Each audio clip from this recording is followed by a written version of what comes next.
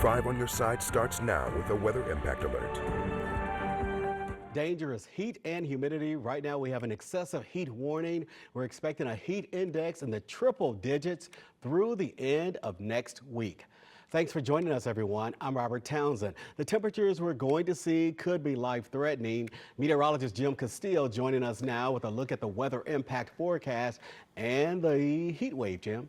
Yes, it's going to be a prolonged heat wave. And again, heat is very cumulative, so it builds up. And in your body, if you don't cool off, you're going to have some problems with heat illness and heat sickness. So we've got 83 right now. It feels like 91 with those high dew points. Now, the actual high temperature today was not 86, it was 88. But we'll be in the 90s starting tomorrow and then close to 100 later in the week.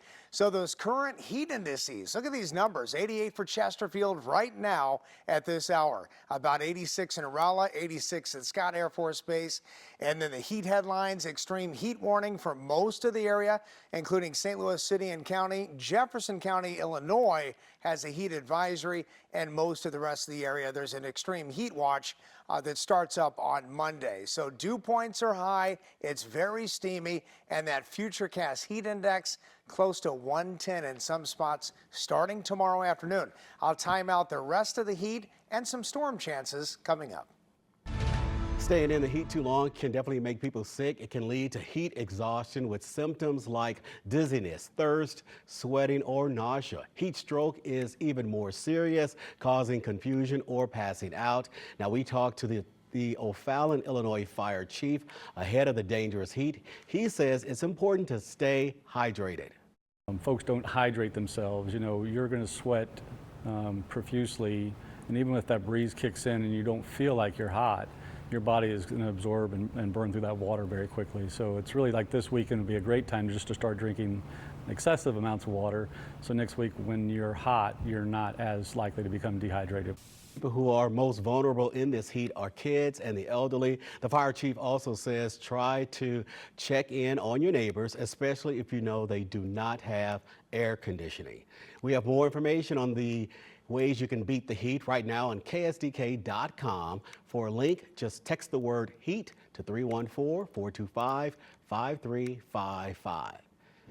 Taking a live look right now at Busch Stadium, St. Louis has been packed the past 2 nights with the Savannah Bananas playing downtown.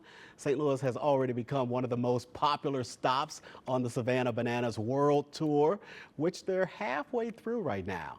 5 on your side's Annie Krall is live at Busch Stadium after the second game just wrapped up. So Annie, how much fun did you have tonight?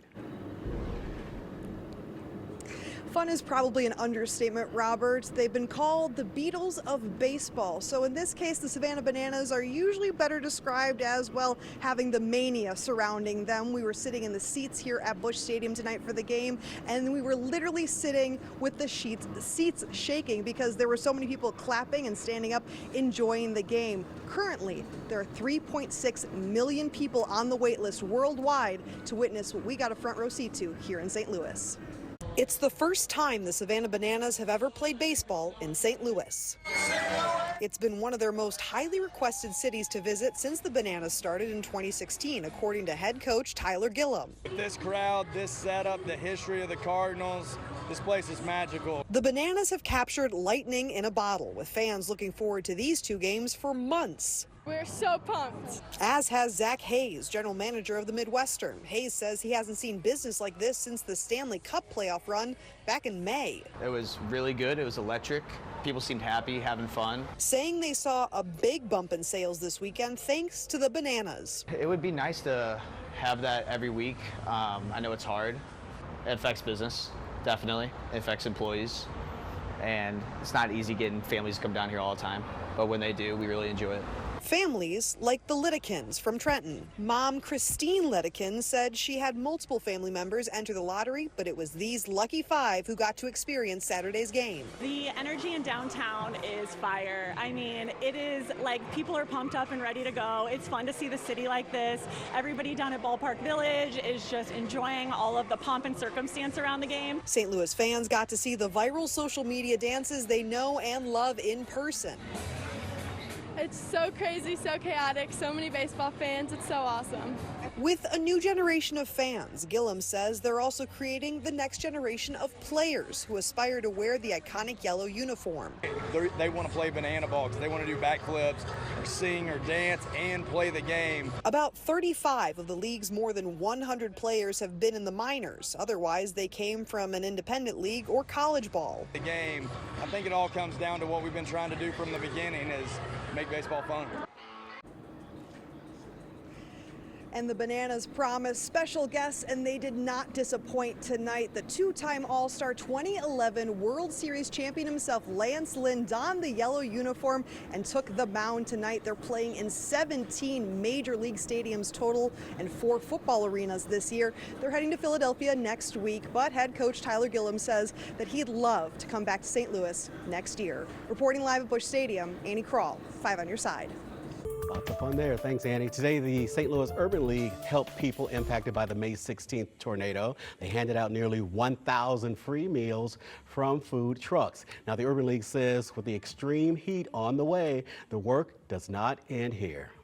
As the temperatures go up, we are doing more door-to-door delivery of cold water, specifically targeting senior citizens, going out into the neighborhoods to make sure that families that need the support get it.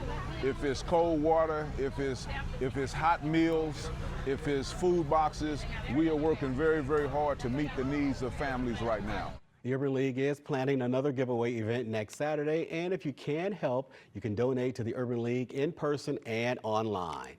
A reminder, FEMA help is still available for tornado survivors. Now, the deadline to apply is August 11th. For more information on that, text FEMA to 314-425-5355. Well, it's the Kiss Cam that sparked the scandal, the fallout after this viral moment at a Coldplay concert. Scientists say hail is tricky to predict. Tonight, a look at the groundbreaking research that could finally change all that. Tonight, police are investigating after a shooting in Webster Groves. Now, it happened last night at Ivory Crockett Park. Police say one person was shot and taken to a hospital. We still don't know at this hour their condition. Anyone with any information is asked to call police. Dozens of people are hurt after a driver drove into a crowd in Los Angeles. It happened outside a nightclub early this morning. At least 30 people were hurt. 7 are in critical condition. Police say the driver was kicked out of the club earlier for fighting. Now, after he crashed, someone shot him. It appears to have been intentional. As you can see, this area has some cameras, and we are still canvassing the area for cameras. Some of the reports are that the individual, after he struck the crowd, he was surrounded by a number of individuals who pulled him out of the car, and somebody in that crowd reportedly shot the driver. The driver is now in the hospital, and police are searching for the person who shot him. Astronomers CEO has resigned after a viral video from a Coldplay concert. Andy Byron was seen hugging a woman on a kiss cam during the concert Wednesday. He ducks to hide, and she turns her back to the camera. Now, people online quickly claimed Byron was having an affair with the head of human resources for his company. While he has not talked publicly about the incident. In a statement today, the company said, quote, "Our leaders are expected to set the standard in both conduct and accountability, and recently that standard was not met." Hail damage costs Americans billions every year. Why it's becoming an even bigger threat. Wind and hail are responsible for nearly half of all home insurance claims when it comes to severe weather. Tonight, we're hearing from a team of scientists studying the most destructive hail. NBC News meteorologist Chase Kane met up with them. For millions of Americans, that sound might as well be a cash register because hail costs Americans $10 to $15 billion every year. Once it grows to an inch or larger, it becomes especially destructive, shattering car windshields, flattening crops, and turning roofs into Swiss cheese. I feel sorry for a lot of the homeowners in North Texas. I feel like we just keep getting hit every year. In fact, nearly half of all home insurance claims are caused by wind and hail. And it's tricky for meteorologists to forecast because there hasn't been dedicated research into hail in nearly 50 years until now. Dozens of scientists just spent 6 weeks driving 14 specially rigged trucks into storms like this, scooping up more than 10,000 hailstones, positioning mobile radars, and launching balloons into the wind to collect data, the real-life inspiration for Hollywood.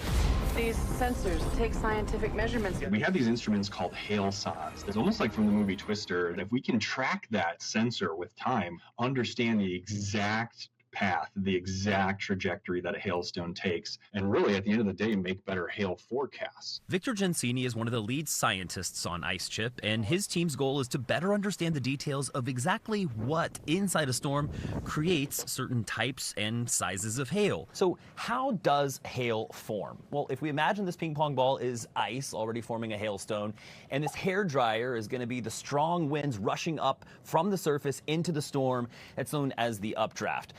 The hail is going to be held up in the storm by the updraft, and it's going to get bounced around, sometimes chaotically, 20, even 50,000 feet in the air. And that hail is going to stay up there.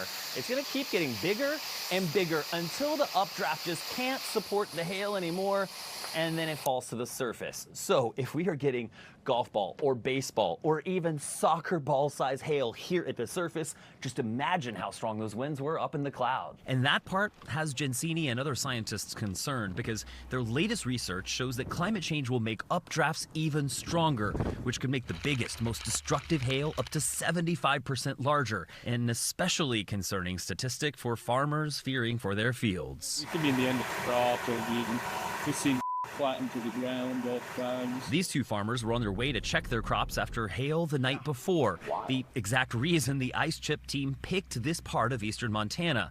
Before the storm, researchers Karen Kosiba and Josh Werman positioned the mobile radar here. It's called a COW, C-band on wheels, and it gives them a detailed look at the hail inside a storm. And equipment like that in places like this, Let this person go through? definitely gets attention. No, we were out here for the hail last night. Terrified because a couple miles that way is where like a tornado touched down. I was like, oh my gosh, we're gonna die. So everybody's really concerned about the weather, and being out in a lot of these areas that we're studying these hailstorms, there's a lot of agriculture that's going on. There are crops, machinery, getting stuff into shelter. So there's a lot of economic ties to the weather. And the ability to pay for research like this in the future is in doubt. The National Science Foundation funded this field work last fall, just before President Biden left office. Now the Trump administration is slashing NSF funding by more than half. The White House telling NBC News in part that NOAA is committed to providing gold standard research and data for the American people.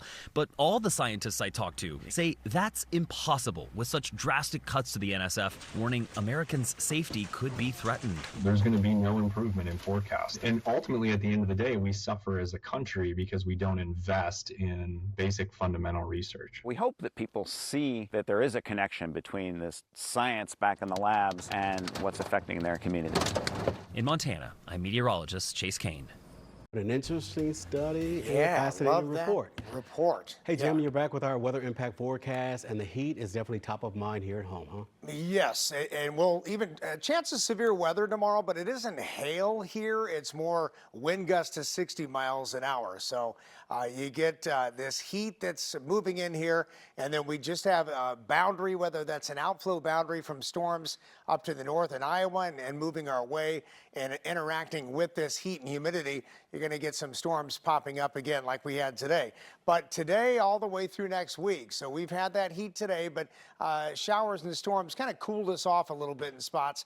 But tomorrow, 103 to 110 plus for the heat index, and that's at actual temperature with that dew point. and both combined together, creating that incredible heat that's coming our way. So we had a few showers, even Lambert 0.01, but watch this. We zoom in, and it really is Clay County, southern Clay County, and around Flora, where we had 3 to 5 inches of rain. And yes, a flash flood warning till 7 p.m. That water has receded, but more shower and storm chances are in the forecast. Spotty tonight and tomorrow, maybe a little bit more widespread in the afternoon, but we'll see. 83, 91 is when it really is actually that heat index, that temperature. So again, very hot. That dew point 90 or actually 76. And there we go. That extreme heat warning for most of the area. You've got a heat advisory for one county and then an extreme heat watch for the rest of the area. So lots going on. And what we really mean by all of that is 105 or higher is what we're going to feel like as we get into tomorrow. So here we go. This is just ground clutter, but check back to the north and west. A couple showers and storms popping up. We'll watch any of this be, probably a little spotty as we get into the overnight hours. And then tomorrow, again, spotty, but any storm activity and those outflow boundaries from the north interacting with our heat and humidity, chance of showers and storms in here, and some could be strong or severe, just a low level 1 marginal risk of an isolated severe cell with wind gusts to about 60 miles an hour. All right, hail's not the real big threat for tomorrow. Updrafts are not that strong, so that's some good news there. So we have dangerous heat expected all the way through this upcoming week. You need to stay hydrated and also get into that AC, but heat indices 103 to 110 plus, and high temperatures close to 100 Tuesday, Wednesday, Thursday, and Friday. Wow, those temperatures. Yeah. Thanks a lot, Jim. Yeah, for sure. Corey's here now with what's coming up in sports. Well, Robert, the Cardinals had another depressing day in the desert.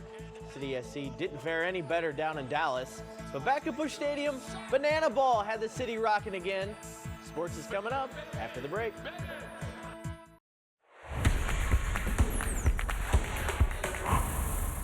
After 4 days off, you'd hope the Cardinals would come out of the All-Star break with some fire and urgency. We didn't see it in their first game back against the Diamondbacks, and that trend continued tonight. Usually turning to sunny gray on the hill is a recipe for success, but not tonight in the desert. Arizona already up 1-0 in the first, and here comes the D-backs power man. Eugenio Suarez destroys that baseball to left, his 32nd of the season, 3-0 Snakes.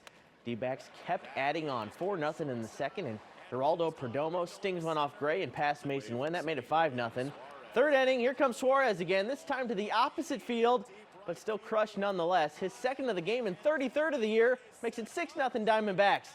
The Cardinals would not get shut out thanks to this swing from Alec Burleson.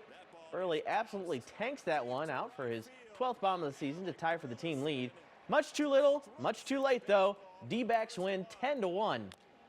This 5 on Your Side St. Louis City SC coverage is sponsored by Together Credit Union. CSC hasn't won back-to-back games since March. They've only won one away game all season long. Tonight, the team was in Dallas trying to finally solve their road woes. Some hardy City fans made the trip down to Dallas. They didn't have much to cheer about. 24th minute, Dallas passes it around until Kike de Silva Ferreira buries the first goal of the game, 1-0 Dallas. 75th minute now. City gets beat, and Petar Musa knows just what to do with it. He's going to beat Roman Berkey, and Dallas goes on to beat City and add to their road woes. Final tonight, 3-0 Dallas. We can't be in a position where we play really good. We do everything from the game plan that we looked at. Sure, we concede the goal, and then it's almost like everything fell out the window today, and we just went out there and kind of done our own thing. So we have to analyze that and take a look why. All right, enough losses. Let's do some fun stuff. Banana Ball at Busch Stadium, night 2 of the Savannah Bananas, taking on the Party Animals. You know, if a Banana Ball fan catches a foul ball, that batter's out. Nice play in the Busch stands right there. Last night it was Adam Wainwright. Tonight it was Lance Lynn. Much like Wayno, Lynn got a nice fly out for his 1 out as an official Banana. Tomorrow night, Joe Buck will be featured on Sports Plus. Tonight, he made an appearance in the Banana booth, helping call a little bit of the game. Hey, how about one more Cardinal cameo? Jason Isringhausen on the Busch mound for the first time since 2008. It only took Izzy 1 pitch to get his out. What an environment at the stadium this weekend. Round 3 of the Open Championship in Northern Ireland, and Rory McIlroy sure had an interesting day. Bet you've never seen a shot like this before. His ball actually landed on top of another ball buried deep in the rough, but nobody knew it until he swung. You see that second ball come flying up? Crazy. Rory had a great day, shooting a 66 that included this very long eagle putt on the 12th hole that got his hometown crowd all sorts of fired up. He's 8 under par and tied for 4th. Of course, Scotty Scheffler is the leader because that's where he always seems to find himself. Scheffler sits at 14 under heading into the final round tomorrow. I went all the way down to DuQuoin, Illinois this week for a Sports Plus story airing tomorrow night. It was the annual Nubbability Camp. It's a sports camp that hosts kids with limb differences from all over the country. There, campers who were born without or have lost arms, hands, legs, or feet are able to compete in every sport you can think of with other kids and coaches who look just like them. It's also fun to be able to know that you're not alone in the hardship and know that you can do anything that you put your mind to. And sometimes people will say, oh, you can't do this or you can't do that, but you can. It's really nice because it's like you don't feel alone. You don't have to like worry about people making fun of you or just being different. Like everyone's unique. Really love that story. It's airing tomorrow night on Sports Plus. We got a great show for you at 10:30. Looking forward to your report. That's a touching and much needed camp. Yes, definitely. Yes. Corey, thanks. Jim's got a final look at our weather. All right, you like the heat?